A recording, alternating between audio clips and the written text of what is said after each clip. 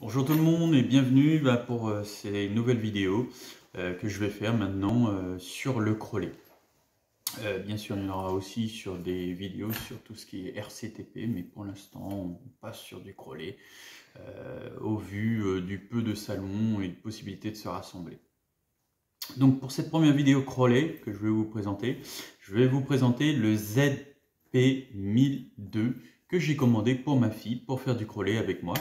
Et on va voir les points positifs, les points négatifs, et en particulier les modifications que j'ai apportées sur ce crawler pour qu'elle puisse profiter avec nous. Alors, bien sûr, le ZP1002, on peut le commander sur AliExpress. Donc le voici, le voilà quand il arrive dans sa boîte, hein, toute belle, toute neuve. Donc voilà, nous ça fait déjà un petit moment qu'on l'a, hein, je tiens à le préciser. Donc c'est plutôt pas mal. Honnêtement, la boîte est vachement plaisante. On a vraiment qu'une seule envie quand on le reçoit, c'est de l'ouvrir et de le tester. Voilà, ce beau petit bébé. Le voici, le voilà une fois sorti de la boîte. Hop, donc le voilà. Donc il est noté au 1/10.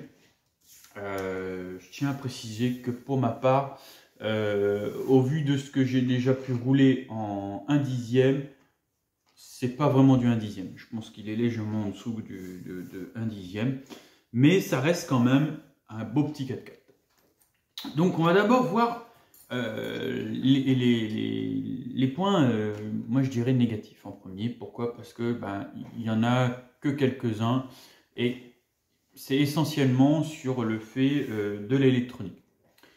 Le premier point négatif, c'est comme je viens de dire, il n'est pas au 1/10, il est un peu plus petit que du 1/10, même s'il est noté pour 1/10. La deuxième chose, c'est l'électronique. Alors, il faut savoir que lorsqu'on le reçoit, il est équipé déjà d'une batterie et de son électronique, plus sa télécommande, à rouler beaucoup trop brutal à mon goût. Tout ce qui dit accélération de l'engin, c'est beaucoup trop fort. On a plus l'impression d'avoir une voiture de course qu'un crawler. Il faut savoir qu'un crawler, on est plus à chercher dans la lenteur, la douceur et beaucoup de couple pour pouvoir grimper et passer les obstacles. Ce qui est malheureusement pas son cas, équipé d'origine comme il est. Ensuite, la grosseur des ponts. Alors, voilà, on voit là, ici les ponts à l'avant, qui sont plutôt énormes. Donc là aussi, pareil, ça ne facilite pas les passages. Qu'est-ce qu'il y a comme autre point négatif qu'on pourrait dire? À part c'est ceux-là. Ça, c'est compliqué. Oui, au début aussi. Alors, hop, on va rapprocher les systèmes d'accroche de sécurité. Il n'y a pas le petit riselant comme moi je l'ai mis. Donc moi j'ai mis riselant parce que c'est beaucoup plus facile à enlever, mais quand on va les enlever là dans quelques minutes, je vais vous le montrer. Moi je les ai mis, c'est plus facile à enlever, même pour ma fille, à les enlever et les remettre, c'est beaucoup plus simple. Et puis même si on peut mettre à la rigueur les riselants en rouge pour pas les perdre, ce serait encore tip top. Mais bon, je verrai, on trouvera peut-être d'autres systèmes beaucoup plus intéressants à les mettre après. Mais pour l'instant, c'est plutôt pas mal. Les points positifs. Alors, très beau 4x4. On va baisser un petit peu la caméra pour que vous le voyez. Là, toc. Voilà. Donc, comme je disais, super 4x4. Franchement, il est très beau. Moi, je trouve, en note carrosserie et équipé comme il est quand il arrive, moi, je lui mets un 8 sur 10. Hein. Ça, c'est clair et net. Hein. Là, franchement, il le mérite. Il est vraiment très beau, bien équipé. Et je pense que si on n'a pas trop envie de mettre de sous en équipement, je pense qu'il est déjà plutôt pas mal. En termes d'équipement déjà d'origine dessus. Quoi. Par contre, les modifs, à faire aussitôt pour qu'ils soient vraiment encore bien, c'est la direction. Il y a des vidéos qui ont été faites pour voir comment modifier la direction à l'avant. Moi j'ai enlevé les barres en plastique qu'il y avait pour la direction, je suis passé sur des barres métal. Bah, pareil, je vais vous les montrer. Hop, là on les voit. Tac. Donc, barre en métal pour relier au palonnier ici en métal et la barre à l'avant en métal. Parce que d'origine c'est en plastique, mais bon, on sait tous très bien que lorsqu'on arrive sur un obstacle, c'est la première chose qui va buter et qui va prendre super cher. Donc j'ai préféré mettre en métal, je pense que c'est déjà beaucoup plus résistant. Ensuite, sur les vidéos que je vous dis que vous pouvez trouver sur YouTube, on voit comment modifier l'angle à l'avant sur le pont. Donc il y a juste ces deux parties-là qui seront à démonter et il y aura un petit peu de meulage à faire, mais rien de bien méchant, rien de bien compliqué. Voilà. Ensuite, moi je vais vous montrer, donc comme je vous disais tout à l'heure, hop. Voilà, je vais vous montrer, hop, pour les enlever. Donc prendre les petits riselants qu'on met en nœud comme ça, parce que hop, pour tirer, du coup c'est vachement plus simple à faire. Donc voilà, on va les enlever. Et aussi un peu plus pour les remettre. Aussi, pour les remettre aussi, c'est vrai que c'est beaucoup plus simple. Donc voilà, donc les deux qui sont au-dessus du toit, on les enlève, tac tac. Voilà. Et après la carrosserie qui s'enlève très simplement. Voilà. Donc, et ce qui est bien, à l'intérieur de la carrosserie, ils l'ont directement adapté avec des petits garde-boue, les lumières que je rebrancherai beaucoup plus tard, parce que pour l'instant, ça allait avec le circuit qui était dessus, mais comme je vous ai dit, moi je l'ai déjà modifié. Hop. Donc, voilà le châssis, qui se présente comme ça, hein. Tout en plastique. Donc il y a eu des poids qui ont été mis pour alourdir le châssis devant et derrière. Donc moi je vous donne un conseil, c'est de les laisser, de ne pas y toucher. En contraire, moi je vais même rajouter, on peut les voir là, ici, là, sur l'avant du châssis, j'en ai mis un là et un ici. Et je pense que je vais en remettre d'autres. Et pareil, juste derrière, parce qu'il a quand même tendance assez facilement à se retourner. Ensuite, ce que j'ai changé, donc le premier truc qu'on voit, c'est le cerveau de direction ici, cerveau de direction waterproof d'un Riley Freeman que j'ai adapté à l'avant. Parce que à la base, le cerveau de direction, il est sur le pont avant, juste ici. Donc, je trouvais ça pas génial du tout. Et puis, en termes de mouvement du pont avant, bah, maintenant, j'ai un peu plus de place. Et ça, c'est pas négligeable du tout. Donc voilà, donc, moi je l'ai fixé à l'avant comme ça. Donc, je vais essayer de la rapprocher pour que vous le voyez un peu mieux. Hop, le temps que ça... Voilà.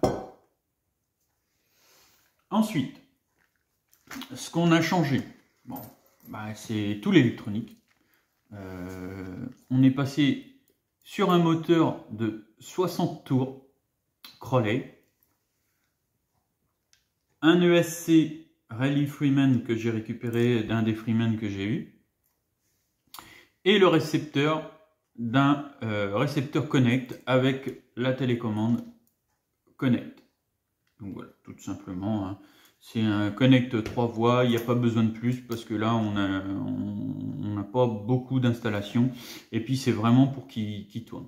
J'ai mis un diffuseur de chaleur dessus parce que j'ai eu au début avec le moteur 20 tours que j'avais mis beaucoup de problèmes de chauffe, de coupure, de mise en sécurité. Du coup on est passé sur un 60 et le 60.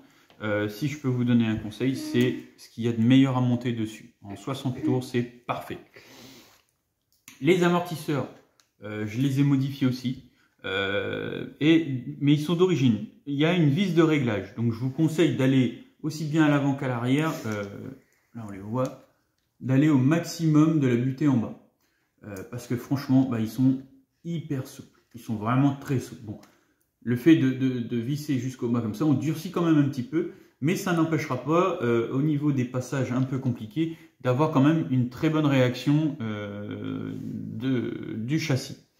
Pareil, on est passé sur de la petite batterie LiPo pour qu'elle passe, parce que bon, et qu'on puisse garder les petits clips qui sont ici et ici.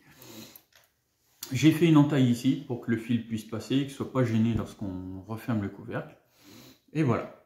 Grosso modo, c'est à peu près tout ce que j'ai fait. S'il y a eu aussi les roues. Alors, les roues, les pneus sont quand même un peu durs, donc à voir à force de les travailler. Ce sont des bedlocks qu'il y a dessus, mais des bedlocks plastiques.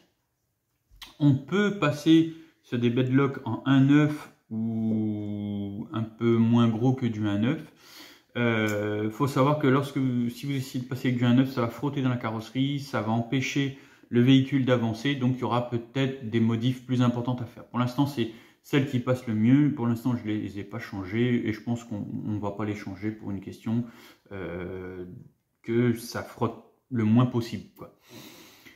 Par contre, je les ai lestés, pareil, avec les plombs qu'on retrouve pour les jantes alu. Donc hop, on fait le tour à l'intérieur de la bedlock avec un petit scotch et j'ai tout remonté. Ça se voit pas, c'est discret et on a récupéré du poids dans les roues, ce qui est plutôt pas mal. Donc voilà, donc pour Calypso, parfait. Très bon petit châssis, elle peut se balader maintenant. Avec le moteur de 60 tours, on a récupéré beaucoup de souplesse. Et c'est devenu un petit Crollet agréable. Donc voilà. Donc j'espère que cette vidéo vous aura plu. Pour débuter, on commence avec celui-ci. J'espère faire d'autres vidéos de Crollet. Ceci dit, j'ai déjà publié des vidéos de Crollet que j'ai fait. Le Jeep Cherokee de couleur beige ainsi que le Jeep Wrangler rouge, donc deux machines que j'ai entièrement montées. Les peintures du rouge, c'est moi qui les ai faites. Le Jeep Cherokee, la carrosserie a été commandée sur AliExpress, donc déjà décorée comme elle est. J'avais juste rapporté quelques ajustements parce qu'au niveau déco ça n'était pas tip top. Donc voilà. Donc voilà. Donc je vous ai présenté le ZP 1002 qu'on retrouve sur AliExpress. Donc comme je vous dis, pour des enfants, pour démarrer, c'est super. Avec les quelques modifs que je vous ai parlé, ça en fait quand même un beau petit bestiau. Donc voilà. Donc j'espère pouvoir faire d'autres vidéos de Crollet et vous les présenter très bientôt. Au revoir et à la prochaine.